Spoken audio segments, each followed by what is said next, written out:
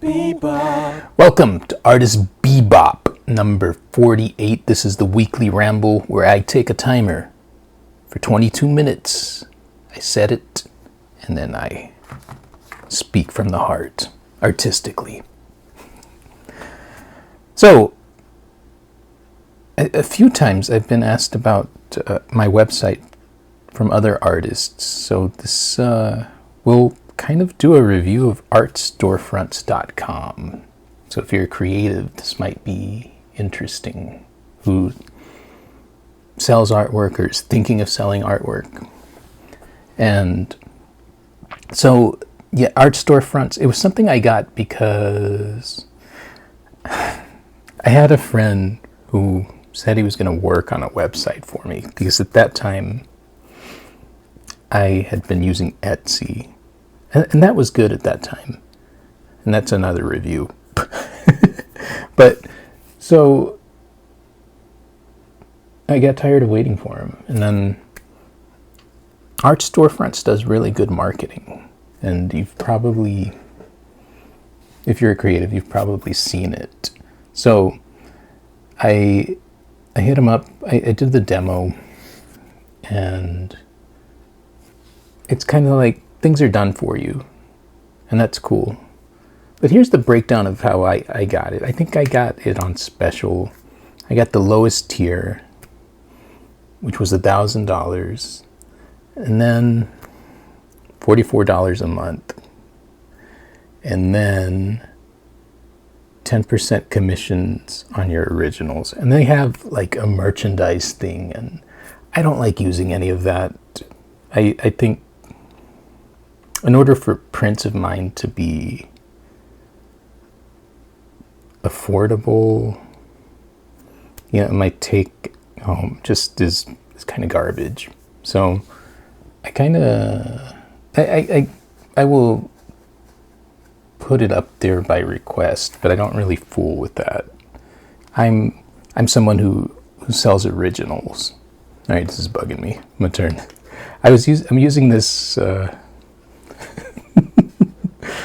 this camera that follows you, but it's not working for this format.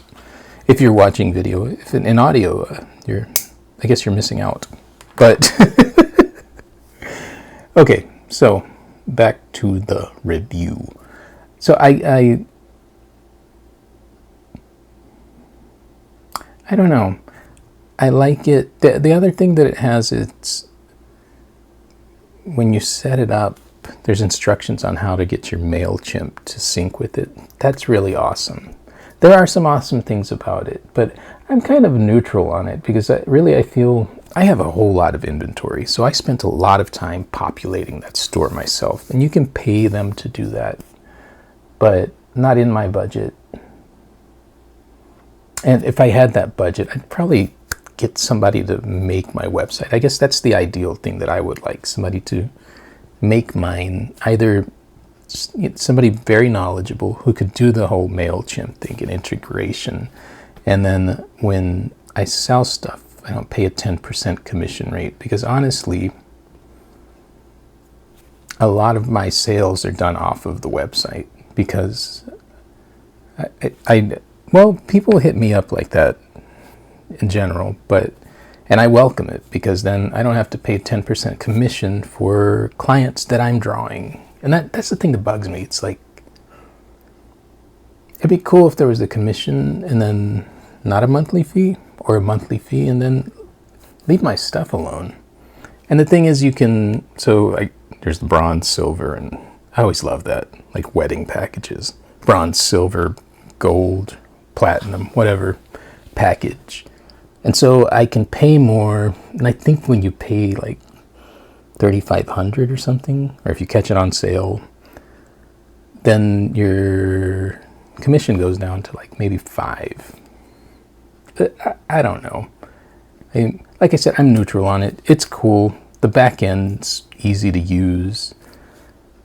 People, if I have a problem, I can contact them, and they're pretty fast on the response time.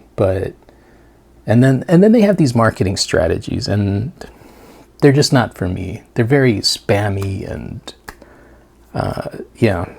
there are some built-in things when you do the emails that I try not to think about, because there's some auto responses and I'm like, those are so cringy. And I don't feel like they work, because what it'll do is, if somebody's shopping, it'll send an email like it's me, and it's like, I saw you looking at this, like you're a creeper. And I don't enjoy that. The one thing I do like, and that is, it's something I wrote, I think, just when somebody signs up to your email list, it just asks them, like, why they were drawn to your work. And so I've gotten really cool response that way. But yeah, I don't know. Somebody asked me today, rated 1 out of 10, and I said 5, because I don't love it. I don't dislike it. Or I dislike parts of it, I guess. And then, yeah, it's pretty balanced. So, yeah. That might have been boring for a lot of people, but that's... I was thinking, well, Etsy this year, I used to throw money into ads on Etsy, and that would triple your money. But the past year it did not. And I realized Etsy was just costing me money. So I cut it out. And I think that was the right decision for me. But I've been thinking about all those types of things, like, because, in business, in the business of selling art, sometimes you're not, and that ultimately is your fault as art business person. So it's figuring out why. The Etsy thing I can't figure out. All I know is those ads weren't working, and that it's not a good use of money. And without those ads on Etsy, your stuff just kind of floats there. And there are little fees that will add up. And yeah, I just did some math, and I said, I guess this isn't the platform for me anymore. Because I think at my highest, I was taking home like 20,000 worth of art on Etsy, that's pretty cool. But yeah, I don't know. But yeah, I've been thinking a lot of stuff like that, I guess. And then I've still been watercolor drawing, which I'm really happy about, because it's different than, I guess, my normal. And I guess that's what I like about it. I needed a little change of pace. But I'm starting to see sales on those. So, because at first I wasn't. I think it is a very, like, what is he doing type of thing. But that is the beauty of being an artist, I think, is, that's just what I feel like doing. So that's what I'm going to do. And yeah. Not that, I've got commissions in the messy studio, as I call it. But yeah, I've been sucked into that. And I don't know, they keep getting cooler, I think. But I'm also like stuck in kind of Latin hip-hop genre, which is funny, is I'm gaining more of a following there, but then probably annoying another section of my viewership. But I can't help it. It's what I'm into right now. Also, if you do want to see the other stuff, request it, because requests I do look at and I do listen to. So bring them. Yeah. Yeah.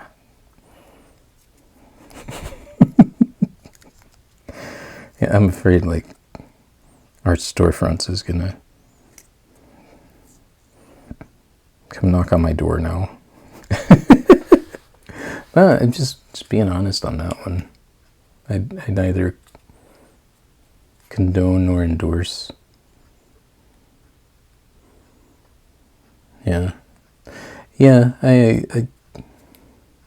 all I know, I was thinking about that because I was starting to get traction online and selling artwork, and this guy sends me a message. He's like, "Do you have a real website?" I was like, "Oh," because at that time I was on Etsy and the DMs, which is still a big part of how I sell art. But it's not real, I guess. And so that's how I got into trying to get my friend to help me make a website that had a shopping cart and everything.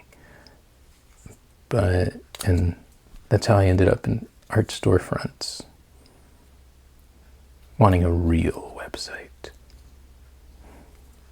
But yeah, it was funny because he had this thing. It's like, I collect artwork, and it's just nice to know where it comes from. And part of me is just like, well, it comes from me, dude. Like, I think I post enough that if you wanted to know who I am, probably too much, I'm pretty accessible. But I don't know. It's weird. Real website. I like that.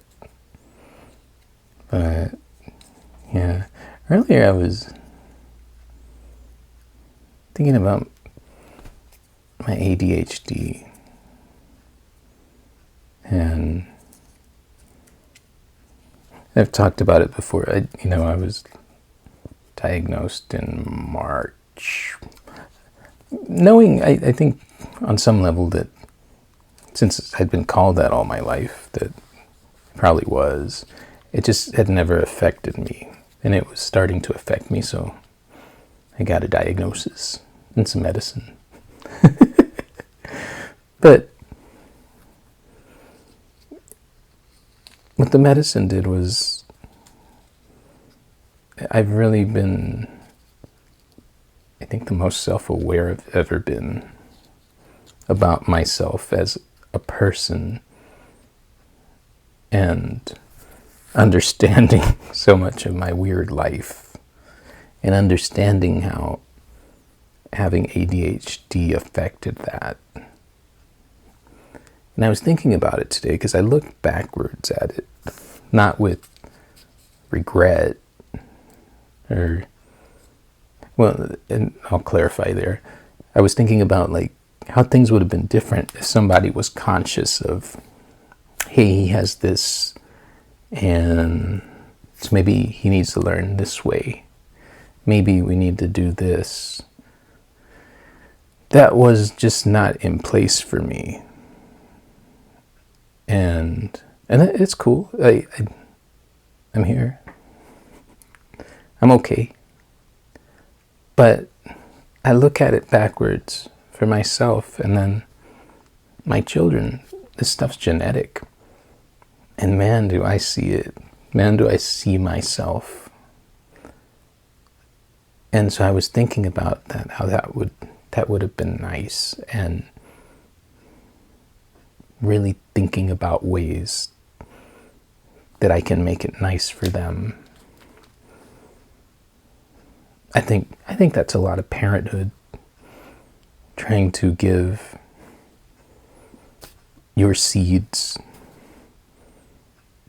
maybe what you didn't have or what you wanted, and I probably do too much of that, but I no regrets there, because yeah, they are my finest work. But yeah, that was a big thought. I'll probably write something out on that. I did thought about that all day. How, because looking at that, how accommodations would have been nice, but I also saw, or have seen, how I structured my life around it to a degree. I always drew to the things that I had a hyper focus on.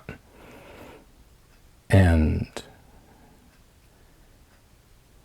so, like I said, just looking at my children and encouraging, and even the way I'll teach them sometimes. So it's weird.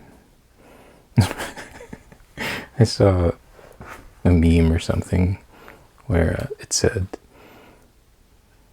why did God give me ADHD? Because life wasn't hard enough. I'm like, okay, that one hits, you know? Yeah.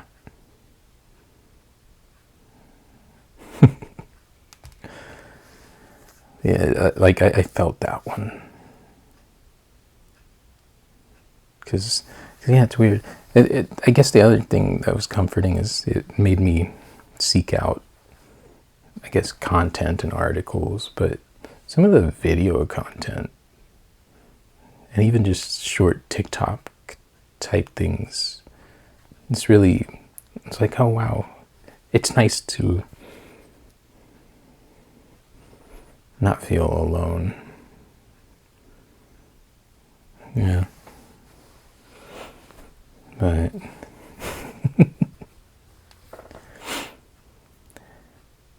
yeah, like I said, I'm addicted to the little paper watercolor. They're watercolor and markers, and I'm really enjoying that. I'll draw and then go paint, and I don't know, it's like different muscles, different brain is working. But yeah, I'm really pleased, like, they're getting a response, because that doesn't always happen. So it's good when the stars align. Yeah. Oh man, how late is it? Okay, good. It's not too late. Yeah, I've had sick kiddos. 'Tis the season, I guess. So I'm a little run down this week. It's all right, not too bad, Lee. But yeah, definitely feeling that. And some kind of spacing here a little bit. Sorry. Sorry. I know what I was thinking about earlier. So I watch a lot of, I guess, stuff to educate me on different things. And this one guy was talking about, doing TikTok, doing YouTube, doing content, and how if you don't have a thick skin, maybe it's not such a good idea, because of just how mean people can be in the comments. And so he was talking about comments he was getting, and it's like, wow, I don't get anything like that. But like really, really dark stuff. And yeah, but I was, it's just weird. It's just weird that someone would take the energy to do that. And it's a common sentiment I've heard, that really, have empathy on that person, because they're so messed up and whatever that they're taking the time to do that. And yeah, at the same time, it's kind of like, I guess, showing up to somebody's house and taking a dump in their yard. Which, you know, in life you could call the authorities. In social media, there isn't really that. I mean, there's, you know, little bands, but that's why it's so salient, I guess. And that's sad. Yeah. I heard someone say that people that do that, no, they've never been punched in the face. And that made me think of in junior high, it's like the skater kids. And so I'm hanging out with this dude, bigger dude, and the one kid just keeps making fun of him. And Mark was his name. Got really silent. And we go out of class. I'm walking. And then I see the kid that was making fun of him. I see Mark, and I see him just punch him. I was like, wow. But yeah, that doesn't happen in social media. And that kid never did that again. But so, I don't know. I'm not saying like people should be punched. It's just, yeah. I guess I just wonder where the bravery comes from. and that's it when you break it down. But yeah, weird thoughts today, I guess. But goes with the territory. I don't know that I have much of a post ramble, but I hope you're doing well. Thank you for tuning in.